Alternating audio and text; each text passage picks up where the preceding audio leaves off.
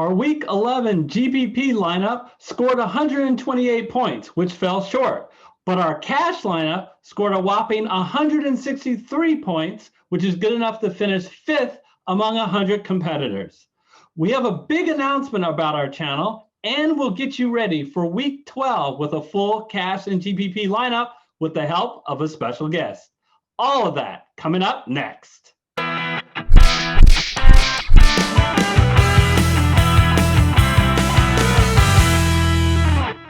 Hello, everyone. I'm Eric Lee with the Fantasy Football Consultants.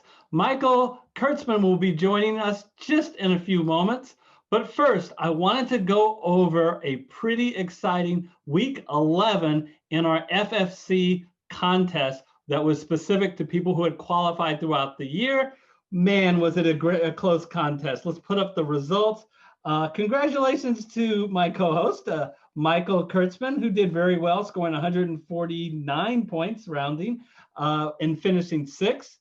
Really want to tip my cap off to Logan Warner, 167 points, 0.74. I just ever so slightly edged Logan for second place with 167.92. But congratulations to Coach Matt Garrett, who scored 168.94. I have a bone to pick with you, Matt. If you paid close attention to that LA Charger game, the Chargers were way up on the Jets, up by 15, and then on the last drive, up by 8. All they really needed to do was run the ball and take time off the clock. But instead, they passed the ball 3 times, including a completion to from Justin Herbert to Keenan Allen. Guess what 2 players that Matt Garrett had on their team? Yeah, you guessed it, Justin Herbert and Keenan Allen, and I didn't have either of those guys. Who did I have? Just Kalen Ballage, who was the guy who was supposed to be getting the carries at that point in the game. So I say that was the difference because he completed even a 2-yard pass. That was enough to make up the difference. But congratulations, Matt. Go ahead and email us at fantasyconsultantsinfo@gmail.com. And all we'll go through is a process to authenticate you to make sure you are who you are. And we'll make sure you get the payment. I teased it earlier. We have a very big announcement to make about our channel. So now that the contests have run its course, we completed the contest. That was Week 11 and Week 12 with all the qualifiers. That contest is now closed. This is kind of a natural time to take stock. We are doing 3 things on this channel. We're doing NFL Survivor, we're doing DraftKings, and FanDuel. So this is the sad news, will be our last DraftKings show of the regular season. Now, got some good news. We will continue our tradition of FFC Subscriber Week, Appreciation Week. And that will come where we will do some DraftKings analysis, probably in the first week of the playoffs. And most importantly, we're going to have free contests where everybody can enter and to win real money. So a lot more about that to come. In the meantime, even though we won't have these DraftKings shows, I hope you'll join us on the FanDuel shows. A lot of the reasoning and logic is the same. So I think even if you don't play FanDuel, if you're a DraftKings person, you still will get some value out of those shows. And again, even if you don't, please be sure to stick around and stay tuned toward the end of the year where you'll hear a lot more about FFC Subscriber Appreciation Week. So to be eligible for all those things, don't forget, if you haven't yet, smash that red subscriber button. It's our last show. It's actually the last time that Michael Kurtzman and I, in the regular season, we'll do Subscriber Appreciation Week. We'll be together, and I thought it was a good time to thank Michael. Michael had big shoes to fill this year, taking over for his dad, and I thought he did a really good job. And I also want to thank you guys, our FFC community on DraftKings. You guys were sensational, really engaged in the comment section, participating in our contest. I can't thank you enough, and I'll try to thank you when we do Subscriber Appreciation week during the first week of the playoffs. All right, enough of the jibber jabber. Let's get you ready for week 12 with a full cash and GPP lineup. And since this week is Thanksgiving, it is all about family. So let me turn the microphone over to Michael Kurtzman, who has a very special guest, FFC co-founder, Gary Kurtzman. Hello, everyone. I'm Michael Kurtzman, and the very special guest today is the co-founder of Fantasy Football Consultants. That's right. I'm back, baby. Oh, man, for all you guys who miss Eric Lee. Who am I kidding? Nobody misses Eric Lee. What, are you kidding me? I'm not even going to use that line for crying out loud. He's getting fat and happy with some turkey, some gravy, some stuff, and whatever. I don't know what he does for Thanksgiving. I'm here with my boy. Yeah. Literally my boy. It's not a figure of speech. My boy, Michael Kurtzman, and I couldn't be happier. Oh, thank you, man. Thank you. And man, Dad, it seems like the NFL season is full of interesting things. The Cowboys got their first win in a while, which is a new take on how the Cowboys season has been going. Well, yeah, 3 wins. They haven't done that all, but neither is anybody else in the NFC East. So that thing is completely up for grabs and a total shit show. Sorry for all your NFC East fans out there. I think we just lost like a quarter of the country with that. Yeah, because the Dallas Cowboys, that's a big showing. That's a big showing. Well, tell you what, though, there were lots of other things happening, too. For instance, we're going to grab the LA crowd here. They didn't choke. I'm talking about the Chargers, not the Rams. The Rams don't usually choke. They're really good. The Chargers are the biggest. And they didn't choke with Herbert as the quarterback. He got what I would call a signature win. That was awesome. You know, and just, let's hope it's a streak because I actually like the Chargers. Yeah, I love Herbs. Herbert is one of my favorite players. Yeah. And, I'm just hoping it can continue going on. And Derrick Henry, what a beast. Walked the game off with an overtime 29-yard touchdown run against the Ravens after he cut back the big pounding back, showing that he still has some speed left in him. Oh, come on, man. First of all, how often do you have a walk-off in football? That's more of like a baseball kind of thing, right? Yeah. So that was pretty awesome.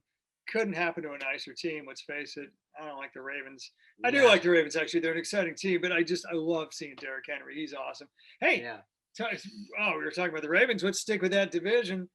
The Steelers, 10. Did I get that right? 10? Yeah. Is that backwards on the screen or is that 01? God, I'm stupid. I have no idea. Whatever. What? You know what this is? Whatever.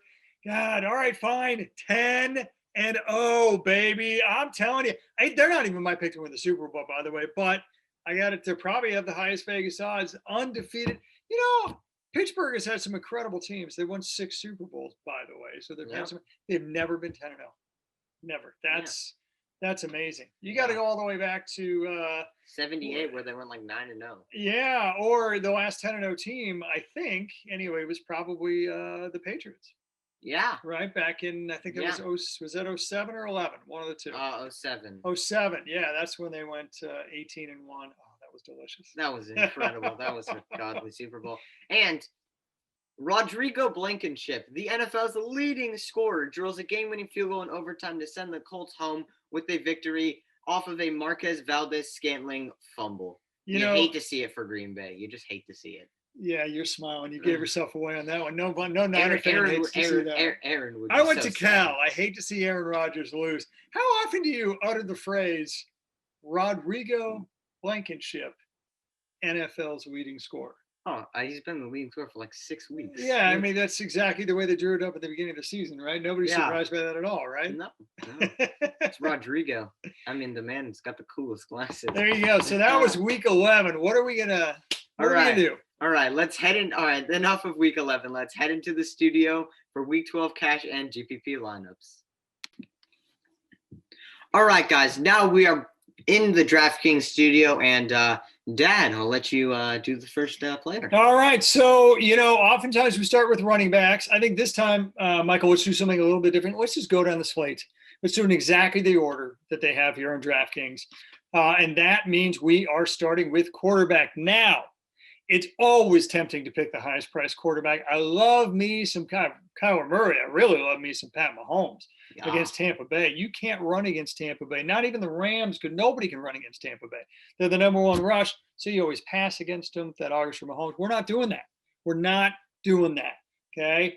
Why? You don't pay up for a quarterback. That's a luxury. That's not a necessity. If you don't understand that as a viewer, then you need to go back and look at the DFS Masters Class session from the Fantasy Football Consultants, where we talk all about that. Michael, we're going to scroll down a bit. You like the mid-tier quarterbacks, and I love me, and I mean love me, some Derek Carr this week. Yeah. Why would you say? Well, quietly.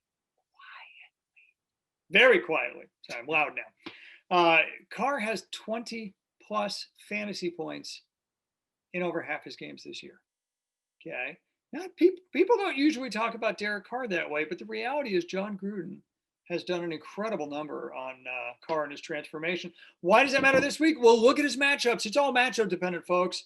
Atlanta has given up the most fantasy points per game to quarterbacks of any NFL team this season. This will be another double-digit game for Derek Carr. And at the price of $5,700, that is one hell of a value. Let's talk about Atlanta some more. Not only do they give the most fantasy points per quarterback, but listen to this stat. Almost 3/4, almost 75% of all the yards gained against Atlanta are through the air. Wow. It must really suck. Yeah, I mean, if you think about the fact that, on average, we statistically speaking, the Raiders are going to gain, roughly speaking, about 400 yards versus Atlanta. That's a 300-yard game for Derek Carr. I seriously, I mean, that's not out of the question. I mean, Atlanta average, and I'm talking average this season, gives up 300-plus yards and 2 passing touchdowns per game. So this is a relatively easy calculation, folks. You get all that yardage, you get the touchdown, you get the points from a quarterback who, for more than half the games, has already overproduced given his value. It's just the pricing algorithm hasn't caught up yet, because this guy should be a lot more than $5,700. I'm telling you, Derek Carr is a great value. Ah, yes. I love how you went back and told everyone to watch the master classes just to slide in. Pumping up Fantasy Football Consultants, baby. Just to slide in. All right, let's talk about running backs. Who's going to be the first one off the board, Michael? Well, Dad, I'm going to go with Nick Chubb. Nick Chubb averages 20 fantasy points per game this year when he's healthy. No, when he's healthy, because he was out with an ACL tear. Jacksonville is top 5 in, no, not ACL, something in his knee. Jacksonville is top 5 in points allowed to running backs. Jacksonville sucks, just in everything they do. They're so bad. Plus, Cleveland is also a touchdown favorite, and they run an NFL's best 60% of the time. That's mind-blowing. Not even our Niners run that much. It's true. Some more interesting, puzzling stuff. Cleveland they just flat out run the ball more than anyone else. They pass. Their passing attack is Baker Mayfield's we don't exactly know what Baker Mayfield's really capable of, because the Browns just run the ball all the time.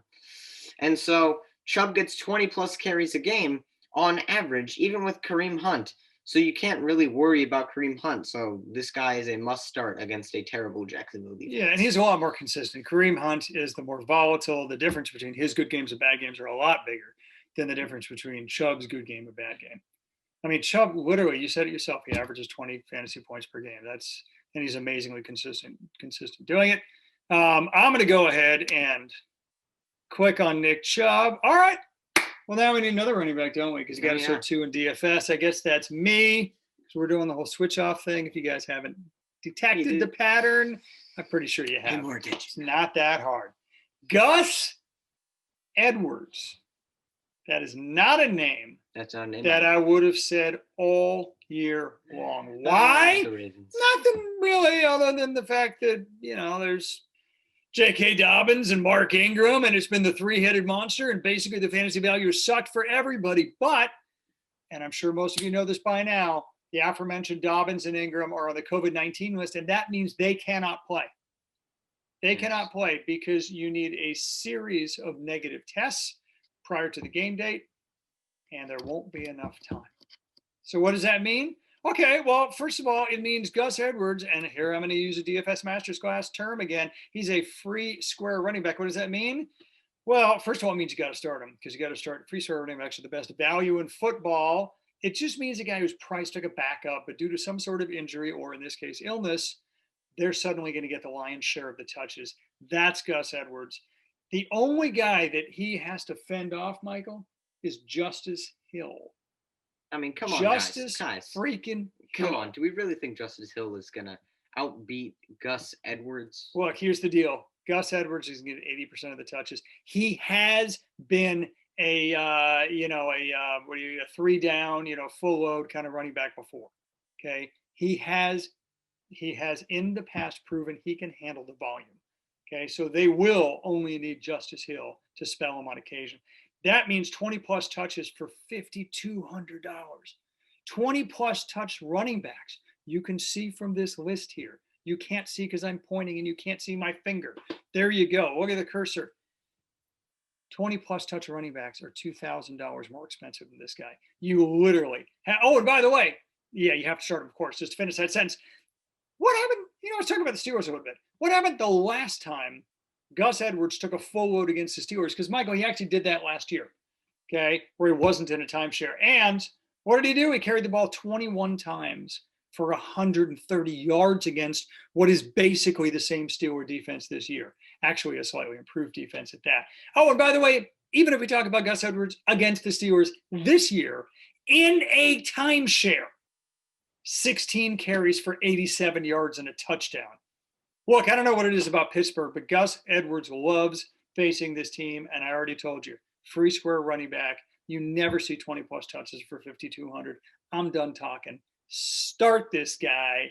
Michael, you're supposed to pick this guy. Yes. Yes. Gus My Edwards. bad. I was too busy listening to you. I guess I was that compelling. I know. It's a first. He's 5,200. You focus on your guy. I'll go get him.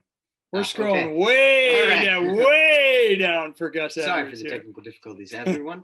All right. Our next player is DJ Moore of the Carolina Panthers. For $6,200, you get a team-high 18 targets in the past 2 games. Both those games had 20-plus fantasy points. Mad. Vikings, surprisingly, allow the most fantasy points to wide receivers. You may think it would be Atlanta or Seattle, the Legion of Room. But no, it's the Vikings. Eric's going to love that one. And the Vikings are highly susceptible to the deep pass. They're bottom 5 against it. Moore will have plenty of chances, and he just needs one big catch and run to justify his $6,200 salary. I mean, for cash, this guy he's a lock. So DJ Moore for $6,200 to the handsome guy over here next to me. All right. Thank you, man. Shall we stick with wide receivers? Because you got to pick 3, right? How about Devontae Parker? Devontae freaking Parker. The only question that he has been the answer to is, who's that guy who has never lived up to his potential before this year? He's doing it. He's doing it. It's a contract year. I'm sure that's a coincidence, right? Of course that's a coincidence. He's finally performing now that it's a contract year. Buyer beware whoever pays him. But you don't care about that. All you care about is this week. Why do I like Devontae Parker? Well, a few reasons. One is he is the Dolphins' clear number 1. He really is. And yet he's only $5,900. Clear number 1 wide receivers are not often $5,900, folks. That is a great value. Look, he's got 7 plus targets in each of the last 3 games. He's very consistent. And the matchup, Michael, this is literally top 5 material here. Our wide receiver lives for this. He's playing the Jets. The Jets are atrocious against pass catchers. And Pat McAfee. Can't forget about that. That's easy for me to say. Dang, I'm going to try that one again. They're atrocious against pass catchers. Come on. They're just atrocious, period. But you love going against them. Parker, look, the guy is an incredibly high floor. That's what I'm trying to tell you, people. And that's what you want out of your cash lineup. $5,900. Love this guy. Michael. Sold. Who's next? All right. Next, I cannot believe I'm saying this, but we are picking someone from the Philadelphia freaking Eagles. Nice. How desperate are we? Well, that, my friend, is a question that can only be answered with one answer. Extremely desperate. Carson Wentz. You trust him, huh? No, I don't. I trust Rager, not Wentz. You're supposed to be exuding confidence. Yes, I trust. Yes, I Carson Wentz is my man. My man. Say it with me. Carson. Yeah, I don't believe it either. But go ahead. I do. All right, I do like your pick though. Yeah, Jalen Rager for $4,400. Yes, it's a crime that he's believe this low. him. Believe in Rager. 18 targets in the past 3 games, emerging after not only playing none of the first 7 weeks. Yeah, this is not incredible. Much anyway. Yeah. Okay. Yeah, he was a 2nd-round draft pick, and he's clearly the most talented receiver. Now, best of all, Seattle is bottom 2 versus wide receivers and the worst against the deep pass, which Rager, that's his specialty. He's a deep threat guy. Rager is usually a better pick for GPP, but his floor over the last 3 games plus insane matchup makes him a great cash game this week because not only will he get a nice target share, but he's also versing the worst pass defense in football. I love how far I have to scroll down to get to Jalen Rager. Yeah. That's the best thing I can say about Jalen Rager. Everything you said was right. I love this guy. God, you love people run fly patterns against Seattle. This will be historic. If their defense performs in the second half of football the way they did in the first half, second half of the season the way they did in the first half, it will be historic, the number of deep passes that they allow. No defense. They are on pace to do what no defense has ever done before. And ladies and gentlemen, there have been some bad defenses in the NFL. Like Jalen Rager, there you go, 4,400. Like I said, the Legion of Room. The Legion of Room. I love that. Shall we pick a tight end? All right. Here, I'll let you do the controls. I'm going to do the talking for crying out loud. All right. Sounds good. Evan Ingram. I'm kind of hot and cold on this guy. It all depends on the matchup. The New York Football Giants feature Evan Ingram. Wait, what? Against team. What? New York Football Giants. The Howard Cosell reference. This guy's too young. He's too young. He has no idea what Howard Cosell is. Jeez, I don't know. Half our viewers probably don't either. Anyway, good point. Back to Evan freaking Ingram. Look, 3 of the last 4 games, he's had 9 or more targets. He's a tight end. Tight ends other than Kelsey and Kittle. Kittle when he's healthy, and maybe Waller. Yeah, Waller.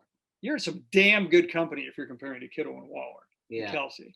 That's the company that Evan Ingram peeps this week. Look, 3 out of 4 games, 9+ targets. And again, when New York faces a team that's good against the wide receivers, then New York compensates by throwing to the running back and throwing to the tight end. That's what they're facing with Cincinnati Bungles. Bungles? I don't know. They're probably going to be star quarterback with their offensive line and their 3rd-string quarterback starting. I'll call them the Bungles. Look, that's the deal. That's who they're starting this week. They're actually quietly decent against wide receivers this year. Okay, they really are. And that's why teams, not just New York, who's kind of famous for this, but teams emphasize the tight end more against them than all but 3 NFL teams. I'll repeat that in case that was confusing. Tight ends from every other NFL team against Cincinnati have performed the 4th best out of all the 32 teams in the NFL. And most tight ends don't have Evan Ingram's talent or his pedigree. Or his athleticism. Okay? And that's why Evan Ingram should be a big part of this offense this week. The NFL is the land of opportunity, Michael. Oh, yeah. Look, New York's proven it, and Cincinnati defense has proven it. They're going to feature the tight end. I expect another 9+ targets showing. How can you not pick that when he's $4,500? That's a huge value. Yes. Evan Ingram. We're putting our faith in the Giants. Mm-hmm. Nothing could be better. Daniel freaking Jones. This guy put his faith in Carson Wentz. I'll take Daniel Jones any day. Yeah, I know. You just went from rock bottom to slightly above. Yeah. We went to rock bottom to, gee, I thought that was. Now I realize you can keep digging. Okay. Yeah. All right. Flex time, baby. We have a lot of money. Can we just pause for a second? We have a lot of money to spend. We have $11,000 to spend. All we need is a flex in the defense. You best be getting somebody for top dollar, pal. Who you got? Well, I'm going to be picking top dollar. Who you got? Well, I'm going to be picking Tyreek Hill for $7,800. That's top dollar. Yeah, very top dollar. Did anyone see how Robert Woods and Cooper Kupp tore up through the Bucs defense? I did. It was incredible. Yeah, won me my fantasy week last week, as a matter of fact. Well, that's because Brady threw an interception. Okay, that too. Tyreek Hill is better than both of those guys. And the Bucs are bottom 10 versus the wide receiver position. You may never know it, but that's a shockingly true fact. Mm-hmm. And Tyreek Hill has the second most fantasy points of any wide receiver in football, only behind Devontae Adams, which makes a lot of sense. Flex is a great spot to pay up and grab a human highlight reel, whether it be wide receiver or a tight end. And Tyreek Hill is surely taking Dante Hall's place as the human highlight reel. For those of you guys that do remember the original human joystick and Dante Hall, you guys would know. There you go, Tyreek the Freak. For all the reasons you mentioned and more, I love the Tyreek guy. In fact, I think Tyreek Hill may very well end up with more fantasy points than any non-quarterback this week. You can quote me on that. Although, why would you bother? You could just put it in the comments. There you go. With the timestamp, and then with a timestamp, when my dad sees it, he'll feel sad. Well, with a timestamp before he goes off, right? Because otherwise it's cheating. Yeah. All right, here you go. That was my bold prediction. We need a defense. Yeah, we need a defense. You know who else needs a defense? Not the New York Giants, because they're playing the Cincinnati Bengals. Lovely. Thank you very much. I'll be here all night. Look, here's the deal. Cincinnati. They were how would I put this in air quotes? Top 5 offense that you wanted your defense to go against. That was while Joe Burrow was healthy. That was before they decided to start their third string, not their second string quarterback. They're getting the guy off the practice squad this week to start, Brandon Allen. Can I repeat that, please? He's been on the practice squad. He hasn't played a single down for Cincy. He hasn't even ever run a single set with the first team. Hey, I have faith. All year long. I have faith. And you want to know why? Because Raheem Mostert was on the practice squad for 5 teams, and look where he is now. My boy Mostert. Well, I do think that there's a little bit of a difference in Kyle Shanahan's coaching and the talent on the team versus my man Zach. Seriously, here's the deal. Cincinnati was a great team to go against anyway. It's ludicrous. They have a terrible offensive line. It is the bottom 5 in football, which, of course, the reason why Joe Burrow got injured in the first place. And now they're starting a practice squad quarterback against a Giants defense, which is actually quietly pretty good this year. Against the pass. I'm telling you, $3,200. I'd pay $1,000 more than that for this defense this week. But since we save money on the free score running back and a couple other picks, we can afford it. Michael, go ahead and make our last selection here, the New York Football Giants. Why don't you review the lineup for us? All right. Well, that concludes our cash game lineup. We picked Derek Carr for $5,700, Nick Chubb for $7,100, and Gus Edwards for $5,200. The wide receivers, we saw a lot of money saving happen with DJ Moore, Devontae Parker, and Jalen Reagor. Great picks, though. Yes. Value. And our tight end was Evan Ingram, putting our faith in a Eagles and Giants quarterback, putting our faith in the NFC East. I don't know what we're thinking, but you know what? James Pack, if you're watching this, the Cowboys are the one good NFC East team. I got you, boy. And Tyreek Hill. One of us agree with that comment. What? He's my friend. I have to support him. He's your boy. I respect that. Mad respect. And our flex was Tyreek Hill, the human highlight reel. And the defense was the Giants versus a practice squad quarterback. You'll love to see it. Well, Michael, I think that just about wraps it up for the cash lineup from the Fantasy Football Consultants. All right. We'll see you guys in GPP. All right, guys. Now it's on for the GPP section of our DraftKings video. And the player, or I should say the stack that we're going to go with is the Buffalo Bills versus the Los Angeles Chargers with you Josh Allen. San Diego, weren't you? Yes. With Josh Allen and Stephon Diggs. Josh Allen has finished as a top 5 quarterback in more than half of his games. What a massive typo. The Chargers gave up the 6th most points to quarterbacks and pass catchers. They're also below average in the run, which enhances Allen's scrambling ability, which is surprisingly very underrated. And Allen and Diggs have the 2nd highest statistical ceiling of any quarterback and wide receiver combo. 2nd only to Kyler Murray and DeAndre Hopkins, though they are versing New England. So I'd actually put Allen. Fear the Gilmore. I don't like fear the Belichick. Yep, it's true. And J.C. Jackson. I like that stat. Statistically, I love that stack. 2nd highest ceiling, and they don't have a shutdown corner going against them. There are, however, different kinds of stacks. When when you think about stacks, and let's face it, GPP, that is the way you win. He or she who has the best stacks wins. It's pretty much that simple. Why? Because you need correlation, folks, and that screams stacks. Well, there are more than just a quarterback wide receiver. That's typically what people turn to. I got a couple other stacks, 2, Michael, stacks in this next game. The Raiders versus the Falcons. Wow, Falcons. That's a game that could have been played 50 years ago and was. And now here we are again today. Let's talk about stacks. First of all, you'll notice we got Josh Jacobs and Darren Waller. So we got a running back tight end stack. Okay, I don't know why more people don't use this stack. That is the second most statistically correlated stack in football, next to the QB wide receiver one. Okay, but it's used far, far, far less. And in GPP, you love lineup differentiation. So I love this stack. And by the way, there's also the running back defense stack, and I'm adding the Raider defense. I'll talk about both those stacks in a moment, but first, I'll start with the second one. Why am I adding the Raider defense? Because I don't think Julio Jones is going to play. Julio Jones missed 2.5 quarters of the last game. Ow, ow, ow, ow, my hammy, right? Not Miami, Florida. My hammy, my hamstring, okay?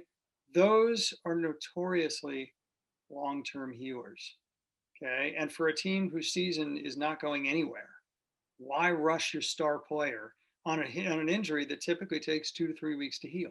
So I don't think, they call him week to week, but I don't think Julio Jones is going to play. And if he doesn't, Matt Ryan has had 3 games without Julio Jones finishing the game this year. He's never finished higher than the 23rd highest fantasy football quarterback. He has literally not even gotten 10 fantasy points in a game this year that Julio Jones hasn't finished. And he's had 3 tries to do it. Okay. I'm telling you, man, that's why you add the Raider defense, because let's face it, Todd Gurley is a below average running back. Those of you who have him in season-long fantasy leagues, you're living off of a touchdown dependent running back here. Look at his efficiency stats. They're below average in the NFL. It is up to Matt Ryan to beat the Raiders, and he just won't do it without Julio Jones. Now back to that Jacobs Waller stack.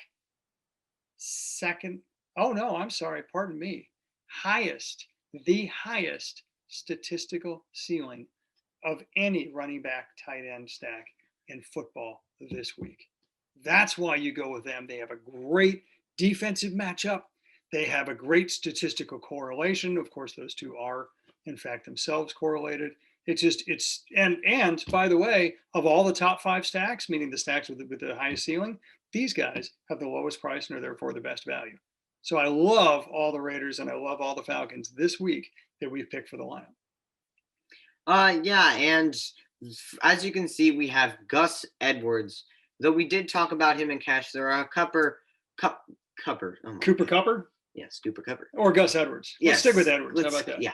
All right. There are a couple other points that I want to add. Number 1, Edwards is great for GPP and cash. Cash because he'll get so many touches, but for GPP because of the same reason, the amount of touches he gets. All he needs to do is break off one of those for a long touchdown. And with the 20 plus carries with the 20 plus touches that he's going to get, that amount, and DraftKings is full PPR. Can't forget that. All he needs to do is break off one long touchdown, and he is a great investment. Probably one of the best investments this week. Yeah, it's not often that you have somebody with a high floor and a high ceiling. Free score running backs are basically the only way to do it, and we already talked about that being Gus Edwards. And Devontae Adams. But I love that pick. Yeah, that's true. That's probably twice the price, but yeah, absolutely. Yeah. All right. Nice. Let's stick with value guys with high ceilings, shall we? I see your Gus Edwards, and I raise you a Denzel Mims. You raised me a Mims. I raised you a Mims. Why do I say Mims? Well, partially, I've said it 3 times now because you probably never heard of the guy, Yep. right? You're about to. And I mean that sincerely. First of all, he's far and away the most talented receiver on the New York Football Jets. No, they're the Football Giants, New York Jets. Okay, look, here's the deal. He got 8 targets last game. Okay. Why do I like that? Because he runs fly patterns all the freaking time. That's almost all that he does. He's going to have at least 8 chances against the Miami Dolphins. You love guys that run the fly pattern. And by the way, you love them when they're running against the Dolphins because the Dolphins are bottom 10 in the NFL in giving up long passes. That's passes of 20 yards or more. So there's big time opportunity there. I'm going to steal a phrase from my boy here, Michael. All he needs is one. All he needs to do is break off one of those for a long game. He doesn't need a touchdown. 1 of 8 for a long gain, and he's going to more than return his $3,500 price. You know how cheap that is? That's almost the lowest price on the wide receiver slate, period. And if he breaks one for a touchdown, and by the way, Miami is top 5 in giving up long touchdowns to receivers this year. Oh, baby, does this guy ever have a high ceiling. He will blow away his $3,500 price tag. And I promise you, after this week, you will hear the name Mims. If you're in like season long fantasy league, it will be plastered at the top of waiver wires. I promise you that. Get them in advance. You can forecast the big games when they're coming. This one's going to be it for Denzel Mims. Yeah, and it's great that it's coming from a guy that none of us have ever heard about, but it's always great to see an underdog rise to the top. And you can differentiate your lineup by picking them. Yep, because I don't think anyone else is going to pick them. All right. Unless you're big brain. Yeah, big brain. Just like us. We're so big brain. Who's next? Okay. So our next is Jalen Reagor. He has 18 targets in the past 3 weeks. Incredible. Lots and lots of opportunity. For $4,400, we did talk about him already in cash. But just like Denzel Mims, he runs the fly patterns, and Seattle is the NFL's worst team in defending the long passes. Basically, this just entitles a huge opportunity. And the NFL is a league of opportunity. If he just and like I said, if he just breaks off one long pass, he's met his value, and God help him if he takes it to the house, because nobody's done that more against a defense than folks doing it against Seattle.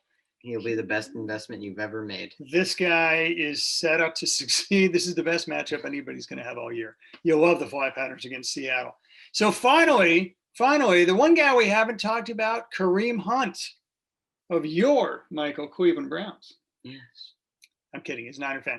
Browns against the Jaguars. Why do I like this guy? Well, we talked about Nick Chubb in cash game, right? You want Nick Chubb in the cash game. You want Kareem Hunt in GPP. I just want to remind you, the Browns run the ball more than any other team in football. And we talked about this too. The Jaguars are bottom 5 against the run. It is a match made in heaven. Loves to run, hates to defend the run, right? Plus, the Browns are a touchdown favorite. Why do I care? Because they run the ball an NFL best 60% of the time when they have the lead. And they may very well have the lead wire to wire in this game. At least that's what Vegas projects. So there is a ton of opportunity for Kareem Hunt. Now, back to wanting Hunt for GPP, but Chubb for cash. You want Hunt because he's broken off more long plays than Chubb has.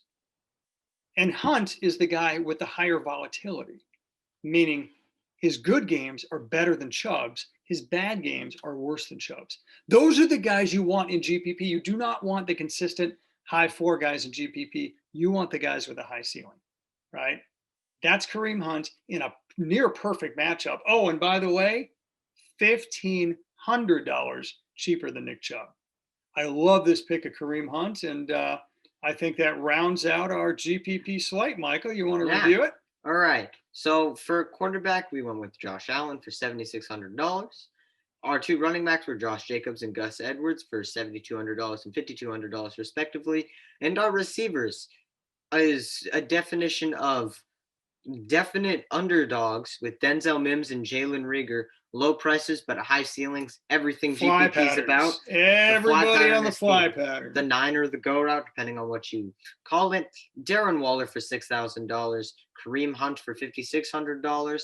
And the Raiders defense versus a Julio Jones-less Matty Ice. Michael, I just want to say I love the I love the cash lineup. I love the GPP lineup. But most of all, I've loved doing this show with you. This has been a ton of fun. It's every dad's dream to share something with his son. As the co-founder of FFC, I still feel very beholden to it, and to be able to share it with Michael and watch him shine in the same chair that I used to shine has just filled me with tremendous amount of pride. I think you're doing a great job, and I have loved doing the show with you today, pal. Yeah, me too, bud. Me too, bud. Way to get Fearless happy. But I do have a couple other things to talk about. So, okay. Do not forget to check out our affiliate link down below for Draft Dashboard. It is the one-stop place for all fantasy sports, baseball, basketball, football, basically year-round. If you click our affiliate link down below, you'll get a $1 a month one-month trial where you can try it out. It's got everything you need to know. It saves you time, and for all we know, time is money. Time is money. And so do not forget to click the affiliate link down below. And on top of that, this will be the last DraftKings show. We felt that it was, it felt right, since the contest is over and everything, that we were going to stop DraftKings here. And what a way to end it with the original co-founder and me just kind of all sitting here and basically, yeah, we'd love to do it longer. Yeah. We'd love to do it longer. It's incredibly time consuming. The amount of analysis that these episodes take. I think, as you know, we have a very model driven approach. And that takes a lot of time and a lot of effort. It takes a lot of data. It takes a lot of energy. And it's flat out difficult. I know that Eric and others try to maintain 3 shows because, of course, you have Survivor, you have FanDuel, and then DraftKings. Survivor and FanDuel will continue on through the end of the season. DraftKings, however, will stop this week. So, sad news, sad emoji face. But what a way to cap it off, and to have me come back and do it with my son. I hope you appreciated it as much as we appreciated doing it. And Michael? Yeah, thank you. Yeah, this is where we sign off. Thank you all for tuning in every week to all the DraftKings shows. Your support means the world to us, and it's just really cool to be part of this great organization of FFC. And thank you all for tuning in and watching, and we'll see you guys next year. See you next season.